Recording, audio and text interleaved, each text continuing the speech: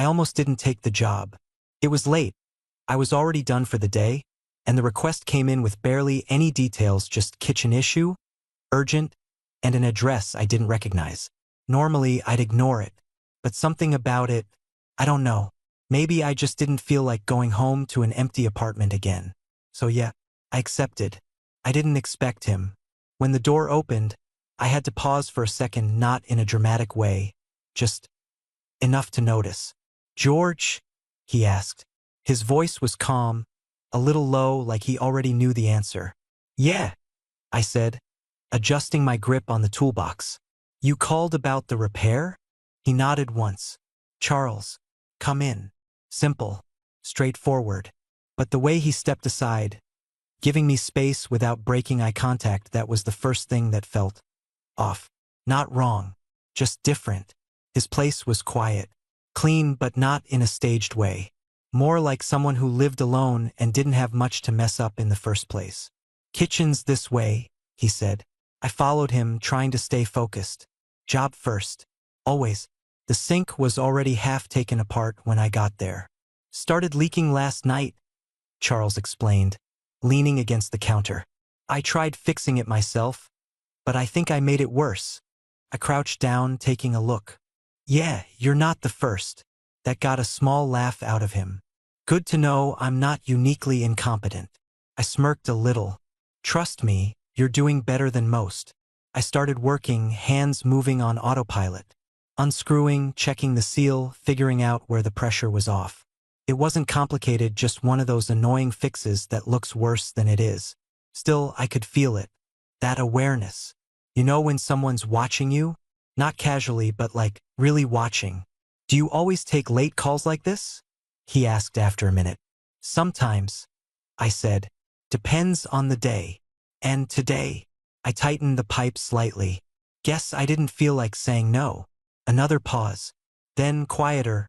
"I'm glad you didn't." I don't know why that stuck with me. Maybe it was the way he said it. Not flirty, not obvious.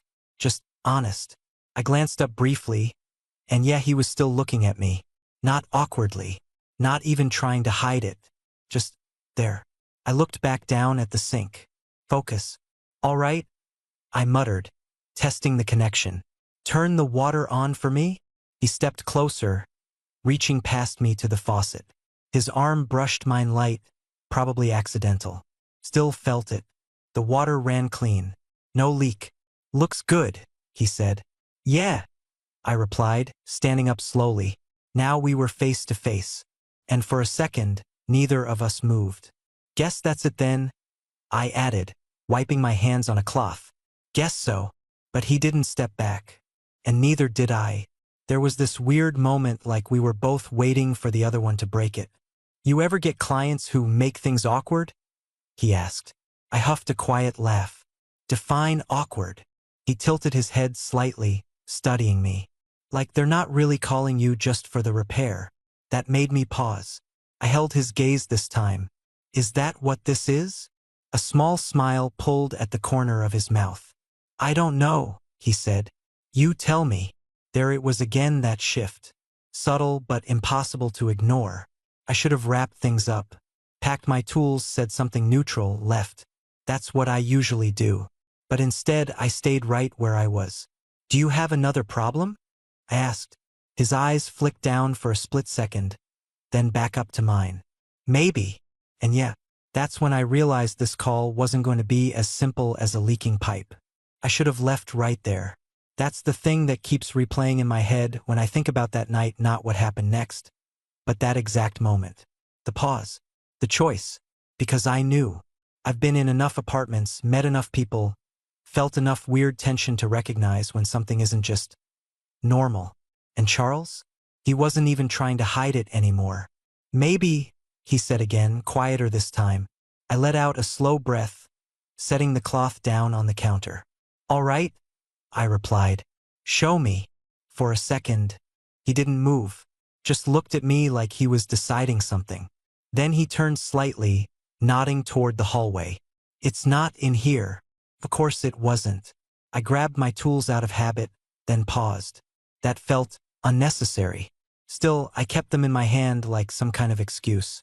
We walked down the hallway in silence.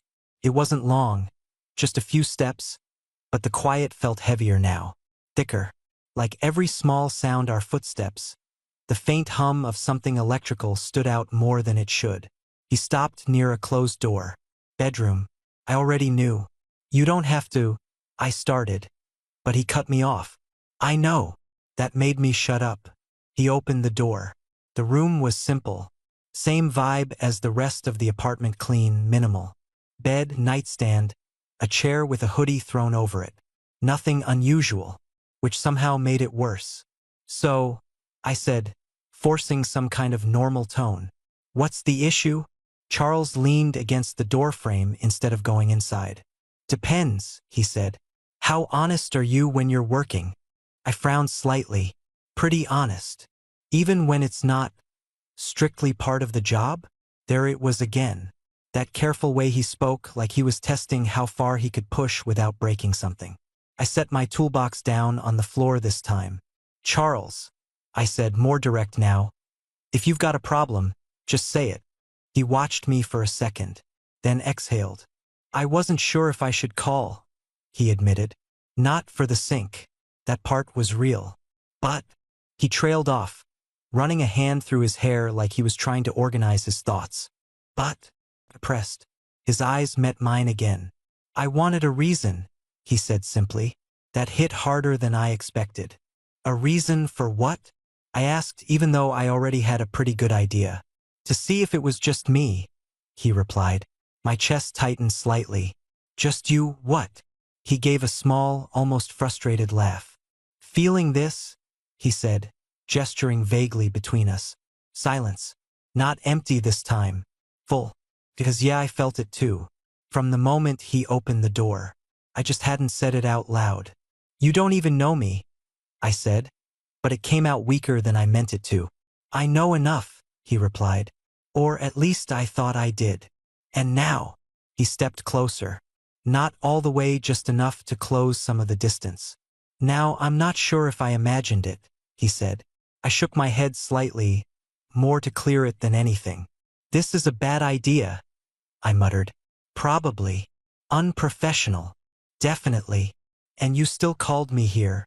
And you still came. That shut me up. Again. Because he wasn't wrong. Another step. Now we were close again. Not touching but close enough that it felt like we were. Tell me I'm wrong, he said quietly. I looked at him. Really looked this time. At the way he held himself confident, yeah. But there was something underneath it now. Something uncertain. Waiting. And I realized something in that moment. This wasn't just him pushing. He actually didn't know. He needed to hear it. I exhaled slowly. You're not wrong, I said. And that was it. That was the moment everything shifted. The second I said it, I felt it. That shift. Like something invisible between us finally snapped into place. Charles didn't move right away. He just held my gaze like he needed to make sure I wasn't going to take it back. You're not wrong, I repeated, quieter this time. His jaw tightened slightly, not in a bad way. More like he was holding something in. Okay, he said under his breath. And for a moment, neither of us did anything, which somehow made it worse. Because now there was no pretending. No, just the job. No, just the sink. No easy way to step back without it feeling deliberate. So what now? I asked. Came out more serious than I intended. Charles let out a slow breath, glancing away for a second before looking back at me. I don't know, he admitted. That's kind of the problem. That honesty again. It wasn't smooth. It wasn't practiced. And that made it harder to ignore. I rubbed the back of my neck, shifting my weight. You ever done something like this before? He shook his head immediately. No, too fast to be fake. Have you? He asked. I hesitated. Not like this, I said. And that was the truth. Because yeah, I'd felt tension before. Moments, looks, things that could have turned into something. But this was different. This was standing in some guy's bedroom, after fixing his sink, both of us fully aware of what was happening and still not leaving. Then maybe we should, I started. But I didn't finish. because Charles stepped closer. Not suddenly, not aggressive, just decided. And now there was barely any space left between us. "You can still walk out," he said quietly. I let out a small breath, almost a laugh. "You're really giving me an out right now?" "I'm giving you a choice." That hit, because he meant it. He wasn't trapping me here, wasn't pushing past a line. He was standing right at it, waiting to see if I'd cross it too. I looked at the door behind him, then back at him. "You're making this harder than it needs to be," I muttered. A faint smile flickered on his lips. "I figured you'd say that." Another second passed, and then I did something I probably shouldn't have done. I reached out. Not much, just enough for my hand to brush his wrist. But even that felt like too much, like flipping a switch. He stilled completely. "Still think it's just you?" I asked quietly. His eyes dropped to where my hand touched him, then back up to my face. "No," he said, barely above a whisper. And yeah, that was it. That was the moment the tension snapped. Not exploded, just gave in. His hand shifted slightly under mine, not pulling away. Just there. Warm. Solid. Real. "You sure about this?" I asked. One last time. Because after this, there wasn't really a clean way back. Charles didn't answer right away. Instead, he lifted his other hand slowly, like he didn't want to startle me, and rested it lightly against my side. Not grabbing. Not forcing. Just enough to feel it. "I wouldn't have called you if I wasn't," he said. That did it. I exhaled, closing the distance the rest of the way. Not rushed. Not messy. Just finally. And for a second, everything else, the job, the tools, the fact that this started with a broken sink, just disappeared. All that was left was the fact that neither of us had walked away. And neither of us wanted to anymore. I didn't expect it to feel like that. Not intense in some dramatic, over-the-top way. Not rushed either. Just real. Like all that tension that had been building since the moment he opened the door finally had somewhere to go. And for a few seconds, that was enough. But then reality started creeping back in. The room. The job. The fact that I was still technically working. I pulled back first. Not far, just enough to breathe. Charles didn't let go immediately, though. His hand stayed at my side for a second longer, like he wasn't quite ready for it to end.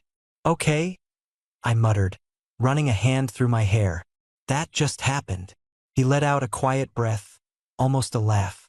"Yeah, it did." There was no awkward panic. No immediate regret. Just processing. I glanced toward the doorway, then back at him. "You do realize this is probably the weirdest service call I've ever had?" A small smirk pulled at his lips. "Good weird or bad weird?" I hesitated. "Still deciding," I said. That made him smile properly this time. And something about that, how relaxed he suddenly looked, shifted the energy again. Less tension. More something else. "Come here," he said quietly. Not demanding. Just simple. I exhaled, shaking my head slightly like I was trying to stay grounded. "You're making this very difficult to keep professional. You stopped being professional the second you didn't walk out." He wasn't wrong. Again. I stepped back just a little, putting a bit of space between us this time. "Hold on," I said. "We need to slow this down for a second." Charles nodded immediately. That was the thing about him. He didn't push when it mattered. "Okay," he said. "Talk to me." I leaned against the wall, folding my arms loosely. "This, whatever this is, it's not just some random thing for you, is it?" He looked at me for a moment, then shook his head. "No." "Yeah," I muttered. "I figured." Another quiet pause settled between us, but this one felt different. More grounded. Less like we were about to do something impulsive, more like we were actually thinking. "I wasn't lying earlier," he said after a second. "About wanting a reason to see if it was real." I watched him carefully. "And now I know it is." There was no hesitation in his voice this time. None. And that did something to me I didn't expect. Because this wasn't just attraction anymore. It was intention. I pushed off the wall, stepping a little closer again, but slower this time. More aware. "Charles," I said, quieter now. You don't even know anything about me. He shrugged slightly. Then tell me something. I let out a small breath, half amused, half unsure. I fix things for a living. That's about as exciting as it gets. I don't think that's true, he said, eyes flicking briefly to my lips before returning to my gaze. And yeah, I noticed. Your turn, I said. He leaned back slightly against the doorframe again, but didn't break eye contact. I live alone, he said. I work too much, and I don't usually do this. I raised an eyebrow. Calling a handyman for emotional clarity? That got a soft laugh out of him. No, he said. Letting something like this happen. I nodded slowly. Yeah, I said. Same. Another pause. But this time it wasn't heavy. Felt steady. Like we'd crossed the chaotic part and landed somewhere quieter. Your sink's fixed, by the way, I added, gesturing vaguely toward the kitchen. Good, he said. But he didn't move. Neither did I. And the thing was, now that everything was out in the open, it didn't feel like a mistake anymore. It felt like something we were both choosing. Just slower this time. I don't know how long we just stood there like that. Not touching. Not moving. Just existing in that space where everything had already happened, but nothing felt rushed anymore. It was quieter now. Not awkward, just real. You're still holding your tools, Charles said after a moment, nodding toward my hand. I looked down and let out a small huff. Yeah, guess I am. I set them down by the wall, the soft thud breaking whatever trance we were in. There, I said. Now I'm officially off the clock. That earned a slight smile from him.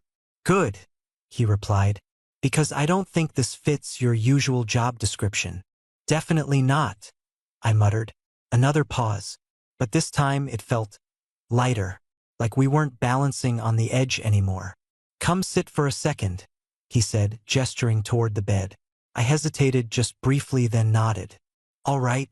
I sat on the edge, leaning forward slightly, elbows on my knees. He didn't sit right away, just stood there watching me again, but differently now. Less intense, more thoughtful. You always this careful? He asked. I glanced up at him. You always move this fast? He smirked faintly. Fair. Then he finally sat down beside me, not too close. Just enough to be there. For a few seconds, neither of us spoke. Then, I wasn't expecting this tonight, he said. Yeah, I replied. Me neither. He leaned back slightly, resting his weight on his hands. I almost canceled the request, he admitted. I turned my head toward him. Seriously? Yeah.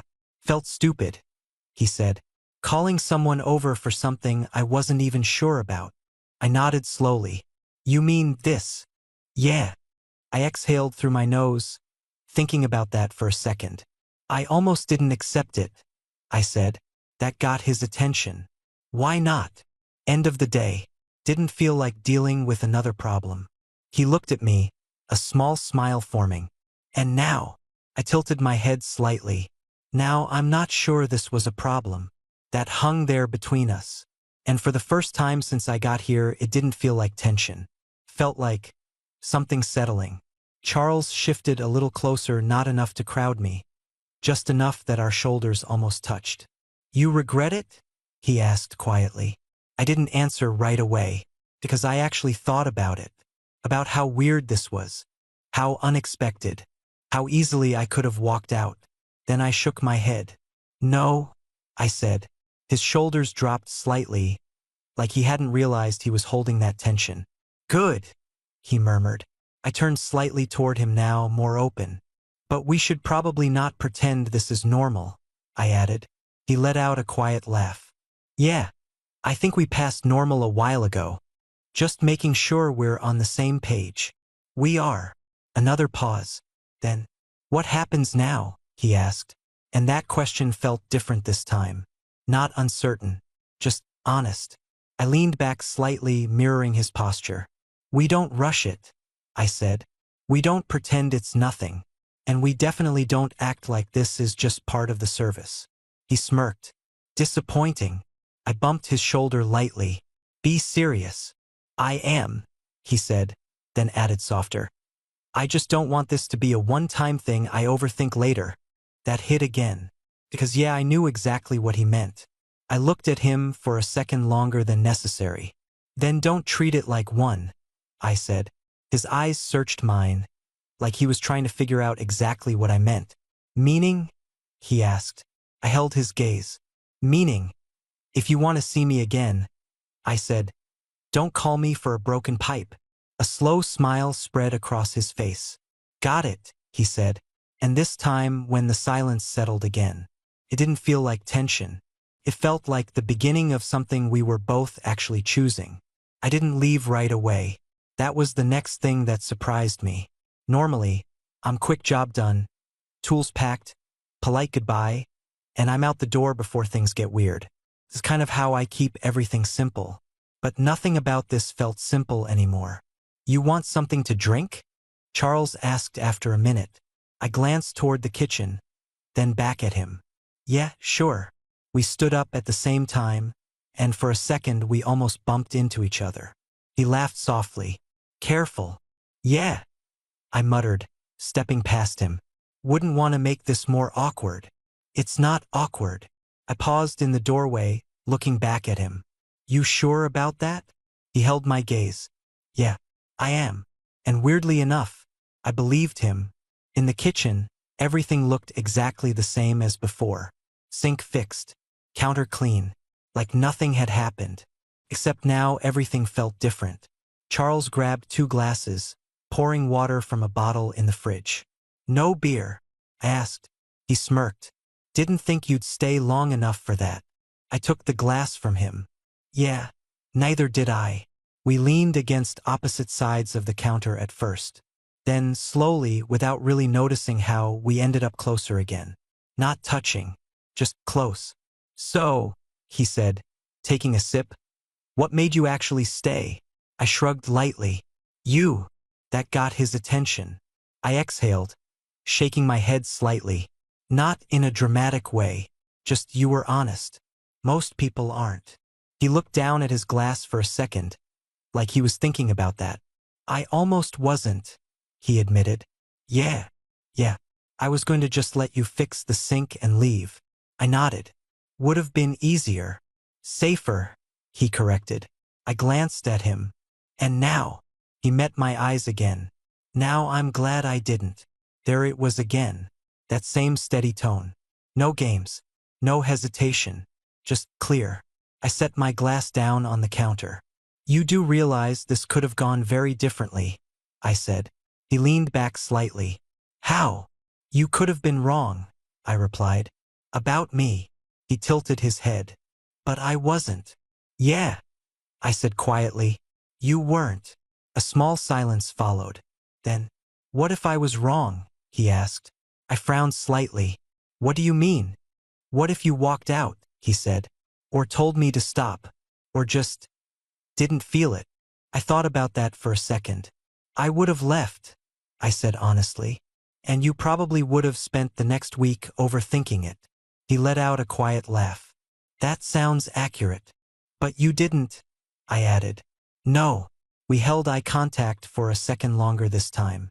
Long enough that the air shifted again. Not tense. Just heavier.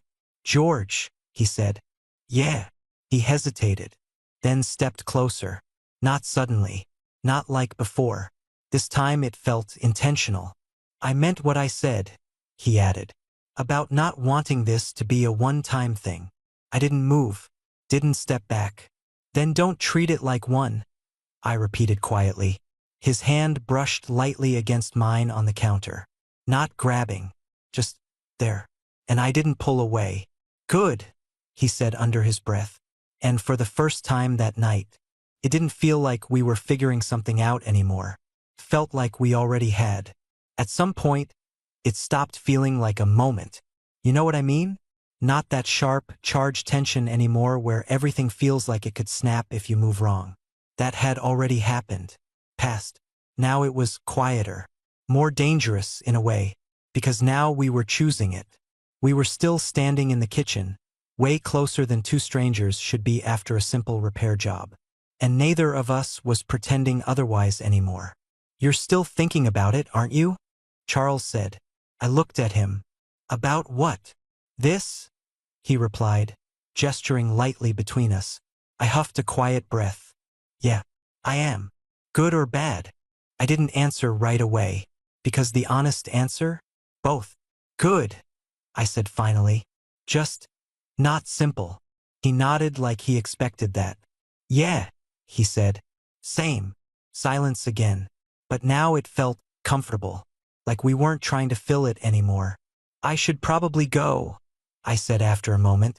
The words came out automatically. Habit. But I didn't move. Charles noticed. You don't sound convinced, he said. I'm not, I admitted. That got a small smile out of him. Then don't rush it, he said. I ran a hand over the back of my neck, glancing toward my toolbox by the wall. This isn't exactly how I usually end my workday. I'd hope not, he said lightly. I smirked. Yeah, me too. Another pause. Then he stepped a little closer again, slow, like he was giving me time to react. I didn't step back. George, he said quietly. Yeah. I'm not trying to make this complicated, he added. I just don't want to pretend it didn't happen. I nodded slowly.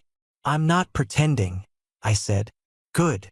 His hand brushed mine again, more deliberate this time. Still not grabbing. Just enough. And again, I didn't pull away. You're very careful, he said.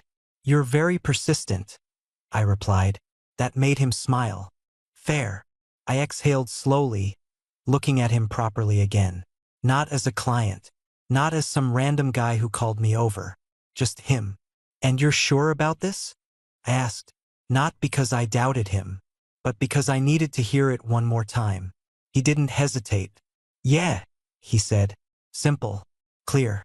That same steady tone. And yeah, that settled it. I stepped a little closer this time, closing the space instead of just standing in it. You realize this means I'm not just your handyman anymore, I said. His eyes flicked to mine. Something shifting there, something warmer. I figured that out already, he replied. A small silence. Then, so what are you? He asked. I thought about it for a second, then shrugged lightly. Guess you'll have to find out, I said. That earned a quiet laugh from him. Guess I will. And this time, when we stood there, it didn't feel uncertain. It didn't feel rushed. It just felt real. Like whatever this was, it wasn't ending when I walked out that door. And the strange part? For once, I wasn't in a hurry to leave. I did leave eventually. Not right away. Not in that rushed, grab your stuff and pretend nothing happened kind of way I was used to. It was slower than that.